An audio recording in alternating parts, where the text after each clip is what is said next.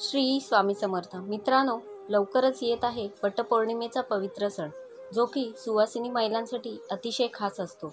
या दिवशी महिला सुंदर साडी दागिने घालून साजशृंगार करून आपल्या पतीच्या दीर्घायुष्यासाठी व्रत करतात। वडाच्या झाडाची पूजा करतात। आपल्या हिंदू धर्मात वटसावित्रीच्या व्रताला खूप महत्त्व आहे। हे व्रत बायको आपल्या नवऱ्याच्या दीर्घायुष्यासाठी करते। या दिवशी महिला हौसेने नटून थटून वडाची पूजा करण्यासाठी जातात, कारण आपण स्त्रिया रोज एवढे काही नटत नाही। पण असे ठराविक सण आहेत आपल्या हिंदू धर्मामध्ये, जसं की संक्रांत असेल, दिवाळी असेल, नागपंचमी असेल किंवा वटपौर्णिमा, या दिवशी मात्र आपण आवर्जून नटत असतो। आपण अशा सणांच्या दिवशी खरंच साजशृंगार करण्याला सुद्धा खूप महत्त्व आहे। त्यामुळे तुम्ही छान साजशृंगार करून नटून थटून वडाची पूजा करा, कारण प्रत्येक स्त्रीला छान असं तयार व्हायला खूप आवडतं। त्यामुळे वटपौर्णिमेचा सण स्त्रियांसाठी खूप मोठा आणि आनंदाचा आहे। असा एखादा सण जवळ आला की आपल्या स्त्रियांना लगेच प्रश्न पडतो की या दिवशी कोणती साडी नेसायची। आजच्या व्हिडिओमध्ये मी तुम्हाला वटपौर्णिमेच्या दिवशी सौभाग्यवती स्त्रियांनी कोणत्या रंगाची साडी नेसावी, त्याचबरोबर कोणत्या रंगाची साडी चुकूनही नेसू नये, आणि वटपौर्णिमेसाठी कोणकोणते शुभ रंग आहेत, आणि या सणाला बांगड्या घालताना कोणत्या रंगाच्या बांगड्या अजिबात घालायच्या नाहीत किंवा कोणत्या प्रकारच्या बांगड्या घालाव्या, अशी बरीच माहिती मी आज तुम्हाला या व्हिडिओमध्ये देणार आहे। तर व्हिडिओ स्किप न करता पूर्ण बघा। चॅनलवर नवीन असाल तर सबस्क्राईब करा आणि बेल आयकॉनला प्रेस करा, म्हणजे मी नवीन व्हिडिओ अपलोड करेन तेव्हा तुम्हाला सगळ्यात आधी नोटिफिकेशन मिळेल। तर यावर्षी म्हणजेच 2024ला वटपौर्णिमा शुक्रवारी 21 जूनला साजरी केली जाणार आहे। हा सण नवरा बायको यांच्या नात्यामधील गोडवा वाढवण्यासाठी खूपच महत्त्वाचा मानला जातो, कारण या दिवशी पत्नीने पतीच्या दीर्घायुष्यासाठी, अखंड सौभाग्यासाठी आणि सुखी संसारासाठी वटपौर्णिमेचे व्रत करते, पूजा करते। वटपौर्णिमा म्हणजे 7 जन्म तोच पती मिळावा यासाठी केला जाणारा व्रत। हे व्रत केल्यावर आपल्या पतीला जास्त आयुष्य मिळते आणि पुढच्या 7 जन्मासाठी तोच पती मिळतो, अशी धारणा आहे। कारण ज्याप्रमाणे वटवृक्षाचे आयुष्य खूप जास्त आहे, त्याचप्रमाणे आपल्या पतीचे आयुष्यही खूप जास्त असावे, यासाठी वटवृक्षाची पूजा केली जाते। या दिवशी अनेक महिला वडाच्या झाडाची पूजा होईपर्यंत निर्जला व्रत करतात। पण पूर्वीच्या स्त्रिया 3 दिवसांचे व्रत करायच्या, पण आता मात्र पौर्णिमेच्या दिवशी स्त्रिया उपवास करून वडाच्या झाडाची पूजा करतात आणि मग उपवास सोडतात। तर अशा प्रकारे वटपौर्णिमा या सणाचा खूप महत्त्व आहे।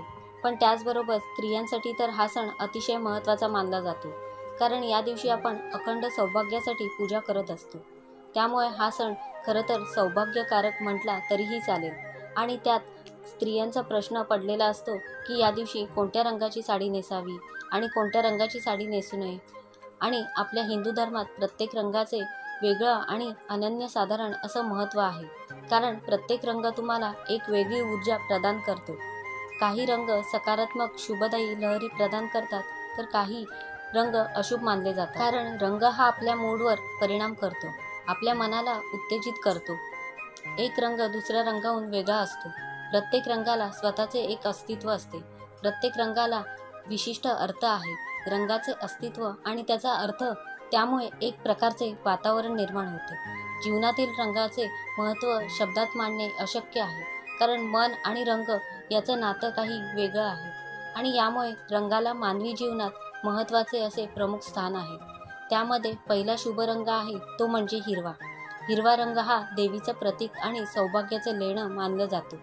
यामुळे नवरी लग्नाच्या वेळी आपल्या शृंगारात हिरव्या रंगाच्या बांगड्या यांचा समावेश करते किंवा चुडा घालते, कारण नवरीच्या आयुष्यात कायम सुख, समाधान आणि हिरव्या रंगाप्रमाणे ताजेपणा राहावा यासाठी हा रंग वापरला जातो। तसंच यामुळे जोडप्यांचं वैवाहिक आयुष्यातही सकारात्मक, प्रेमळ आणि समृद्ध होतं। सकाळच्या वेळी किंवा ताणतणावाच्या प्रसंगी किंवा हिरव्यागार झाडाकडे किंवा हिरव्यागार गवताकडे काही वेळ मनसोक्त पाहण्याने मन शांत होते, मन ताजेतवाने होते, कारण हा रंग रिफ्रेशिंग आहे।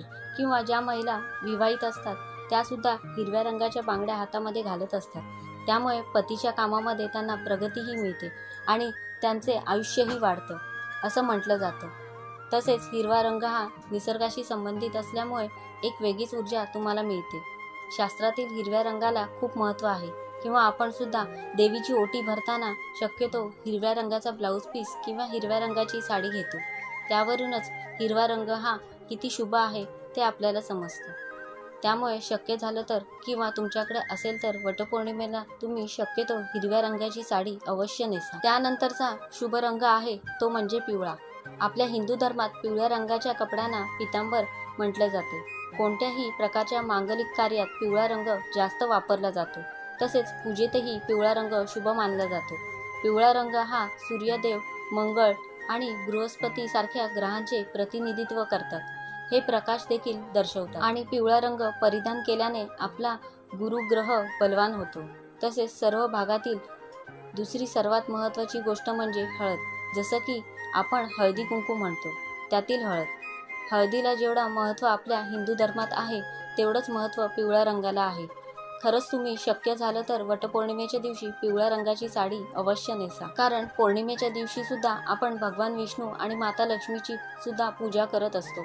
आणि भगवान विष्णूंना पिवळा रंग हा अतिशय प्रिय आहे। आणि आपल्या सर्वांना माहीत आहे, जिथे विष्णू असतात तिथेच माता लक्ष्मी निवास करते। तुम्ही जर पिवळ्या रंगाची साडी घालून सुद्धा माता लक्ष्मी आणि भगवान विष्णूची पूजा केली तर त्यांचा कृपा आशीर्वाद तुम्हाला नक्कीच मिळेल। त्यामुळे पिवळ्या रंगाची साडी सुद्धा तुम्ही नेसू शकता।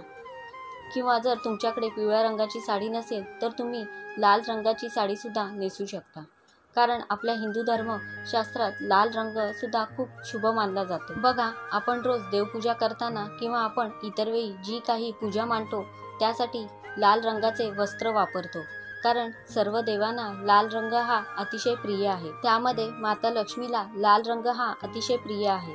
गणपतीला, माता लक्ष्मीला लाल रंगाचे फुले अतिशय आवडतात। तसेच सौभाग्यामधील एक महत्त्वाची गोष्ट म्हणजे कुंकू, हे सुद्धा लाल रंगाचं असतं, कारण सौभाग्यातील सर्वात महत्त्वाची गोष्ट म्हणजे हळदी कुंकू आणि त्यातील कुंकवाचा रंग तर लालच असतो। त्यामुळे लाल रंगालाही खूप महत्त्व आहे। हा रंग उत्साह, सौभाग्य, उमंग, धैर्य आणि नवीन जीवनाचे प्रतीक मानला जातो। त्यामुळे लाल रंग घातल्यामुळे सुद्धा तुम्हाला एक सकारात्मक ऊर्जा मिळेल। त्याचप्रमाणे तुम्ही केशरी रंगाची साडी सुद्धा नेसू शकता, कारण केशरी रंग हा सूर्योदय आणि सूर्यास्ताचा रंग आहे।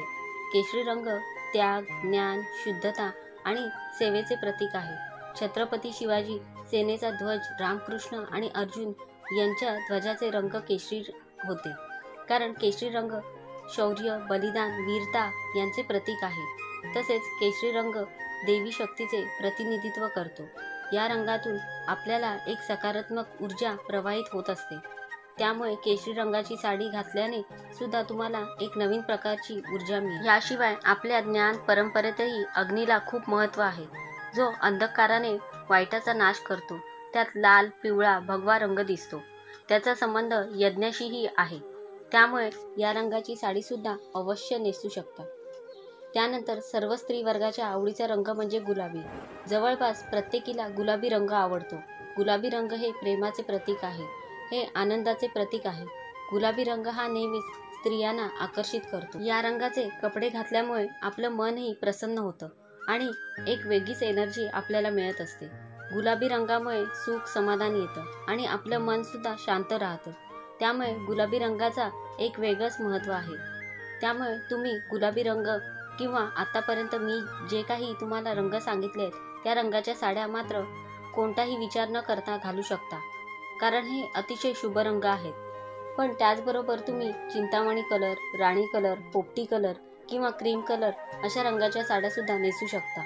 मग तुम्हाला प्रश्न पडेल की या दिवशी तुम्हाला कोणत्या रंगाची साडी नेसायची नाही, तर वटपौर्णिमेच्या दिवशी तुम्ही काळ्या रंगाची किंवा निळ्या रंगाची साडी नेसायची नाही। काळे निळे कपडे घालून पूजा करणं अशुभ मानलं जातं। आपल्या हिंदू धर्मामध्ये कोणत्याही देवकार्यात किंवा शुभ कार्यात आपण काळा रंग वापरत नाही। त्यामुळे शक्यतो तुम्ही काळा, निळा किंवा पूर्ण पांढऱ्या रंगाची साडी नेसू नका।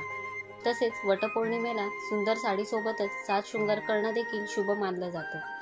यावेळी हातात काचेच्या बांगड्या, केसामध्ये सुवासिक फुलांचा गजरा, नाकात नथ, कुंकू, टिकली, दागिने, पैंजण, जोडवी, अत्तर असं आवडीनुसार तुम्ही शृंगार करायचा आहे।